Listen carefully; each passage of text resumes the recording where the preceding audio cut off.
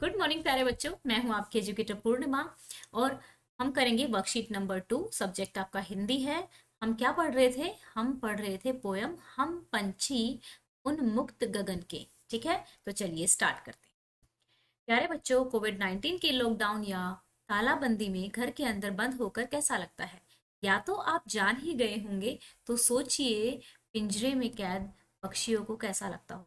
आइए इस बारे में जानते हुए कविता हम पंछी उन मुक्त गगन के का दूसरा भाग पढ़ते हैं।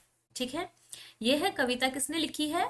शिव मंगल सिंह सुमन ने यह कविता लिखी है। तो ये सभी बच्चे कमेंट करेंगे मुझे यही नाम, सो दैट कि आपको इस कविता का नाम याद हो जाए। सभी के सभी क्या करेंगे? यही वाला कमेंट शिव मंगल सिंह लिख के कमेंट करेंगे, फिर आपको हमेशा के लिए ये नाम याद हो जाएगा। जो चीज एक बार हम लिख लेते हैं तो वो हमें मोस्ट ऑफ द टाइम याद रहती है। स्वर्ण श्रृंखला के बंधन में अपनी गति उड़ान सब भूल जाते हैं। तो वो कह रहे हैं सोने की जो जंजीरें हैं ना, उनके बंधन में पड़कर हम क्या करते हैं? अपनी चाल और उड़ने का ढंग भूल जाते हैं। बस सपनों में देख रहे हैं तरु की फुनगी पर के झूले, कि हम पिंजरे में पड़े पड़े ही सपने देखते रहते हैं ऊंची ऊंची शाखाओं पर झूला झूलने के। ठीक है, ऐसे थे अरमान की उड़ते नीले नभ की सीमा पाने। नभ क्या होता है? आकाश। यानी कि हमारे अरमान ऐसे थे कि हम जो आकाश होता है उसकी जो भी ऊंचाई होती है उस तक उड़ पाते खुले में। लाल किरण सी चोंच खोल, जो उनकी चोंच होती है उसको खोल कर वो चुगते तारक अनार के दाने। जैसे अनार के दाने होते हैं चुगे जाते हैं ना, वैसे ही वो तारों को चुगना चाहते हैं। ठीक है, तो पक्षी सोने की जंजीरों में बंधकर क्या भूल जाते हैं? क्या भूल जाते हैं? उड़ना भूल जाते हैं। पक्षियों के क्या अरमान थे? क्या अरमान थे? देखो कैसे फाइंड आउट करोगे अपने आंसर जब खुद करोगे तो। वैसे तो ये सारी की सारी पुरानी जो वर्कशीट है ना, जैसे आप लोग ये कहते हो कि मैम वर्कशीट एक दिन पहले बना दो, ये सारी वर्कशीट जो है आपकी पहले ही चैनल पे हैं, लेकिन उसमें क्या है कि उसमें मेरा फेस नहीं दिख रहा होगा।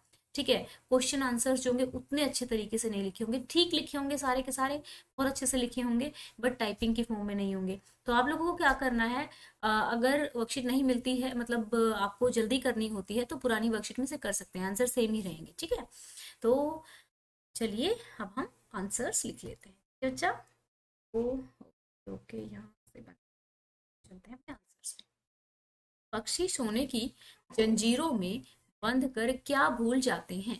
पक्षी सोने की जंजीरों में बंध कर अपनी चाल और उड़ने का ढंग भूल जाते हैं। ठीक है, आपको ये याद भी करने हैं। पक्षियों के क्या अरमान हैं? पक्षियों के अरमान खुले आकाश में उड़ने के हैं। वह आसमान में उड़ना चाहते हैं। ठीक है, पिंजरे में पड़े पड़े पक्षी क्या सपने देखते हैं? पिंजरे में पड़े पड़े पक्षी पेड़ों की ऊंची शाखाओं पर झूला झूलने का सपना देखते हैं। आपको प्रश्न नंबर डालना है, फिर एक लाइन छोड़नी है, फिर उत्तर लिखना है। तो इस तरीके से आप आंसर्स को लिखोगे। फिर चलते हैं नेक्स्ट क्वेश्चन पे। वे अपनी चोंच से क्या करना चाहते हैं? वे अपनी चोंच से अनार के दानों जैसे आकाश के तारों को चुगना चाहते हैं। ठीक है, नेक्स्ट है हमें पक्षियों के लिए क्या करना चाहिए? सोच कर लिखना है। आप भी लिख सकते हैं जो भी आपका मन करे। हमें पक्षियों के लिए दाना और पानी घर की छत पर या बाहर रखना चाहिए, एक छोटे से बर्तन में। बड़े बर्तन में नहीं रखना चाहिए, क्योंकि ये मैं पिछली वर्कशीट में बता चुकी हूँ कि जब बड़े बर्तन में रखते हैं तो वो आसानी नहीं होती उनको पीने के लिए। तो मैंने अपने घर के उस पर छोटा सा कप रख रखा है, तो दैट कि वो पानी पी सके। ज्यादा से ज्यादा पेड़ लगाने चाहिए ताकि वो अपने घोंसले वगैरह बना सके।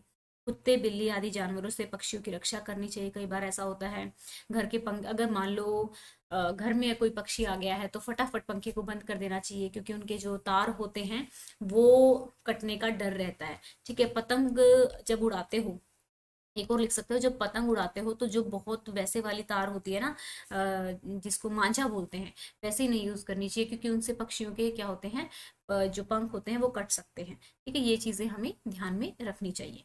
ठीक है बच्चों, तो यहाँ पे स्टूडेंट्स, आप लोगों को पता है कि आप लोगों की लाइव क्लास ली जाएगी, है ना? तो लाइव क्लास के लिए हमने एक चैनल बनाया था।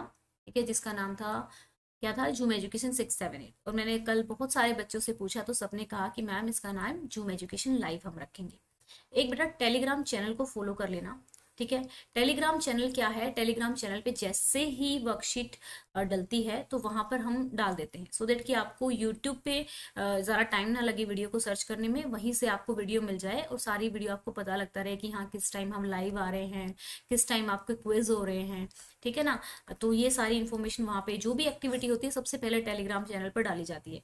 तो टेलीग्राम चैनल को फॉलो करने के लिए आपको टेलीग्राम ऐप को प्ले स्टोर में से अपलोड करना है, सॉरी अपलोड बोल रही हूँ, डाउनलोड करना है, and then Zoom education search करना, ठीक है। लिंक दिया हुआ है मैंने डिस्क्रिप्शन में, जूम एजुकेशन लाइव का भी मैंने लिंक जो है डिस्क्रिप्शन में दिया हुआ है।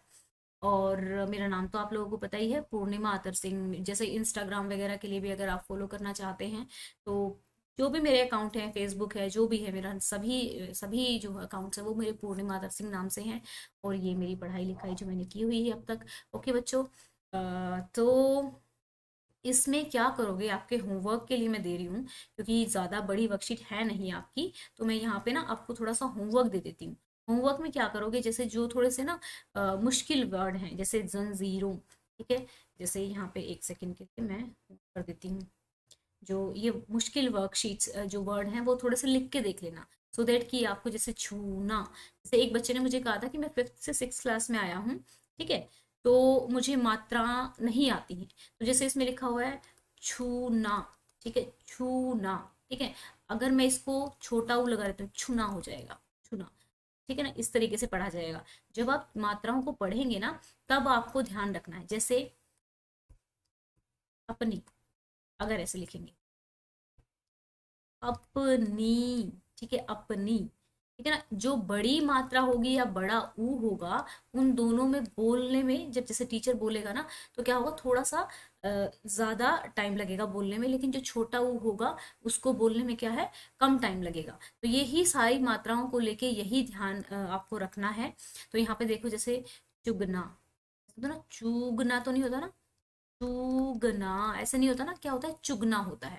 तो इसलिए जल्दी बोला जाता है, छोटा हुआ आया है। तो यहाँ पे मैं इसलिए बता रही हूँ क्योंकि एक स्टूडेंट ने कहा था मात्राओं में गलती होती है।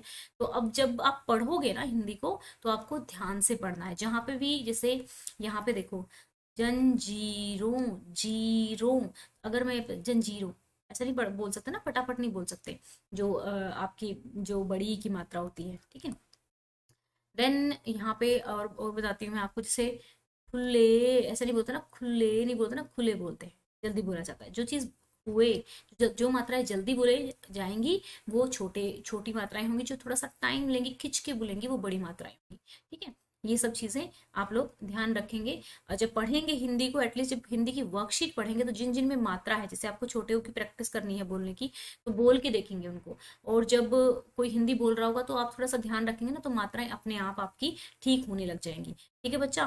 तो आप अगर चैनल पे नए हैं तो चैनल को सब्सक्राइब कर सकते हैं। और अगर आपने अभी तक जो जूम एजुकेशन लाइव है उसको नहीं फॉलो किया है, वैसे मोस्ट ऑफ द बच्चे वहाँ पर हैं, नहीं फॉलो किया तो आप उसको सब्सक्राइब कर सकते हैं, टेलीग्राम को फॉलो कर सकते हैं। सभी चीज़ों के लिंक जो हैं वो मैंने डिस्क्रिप्शन में दे रखे हैं।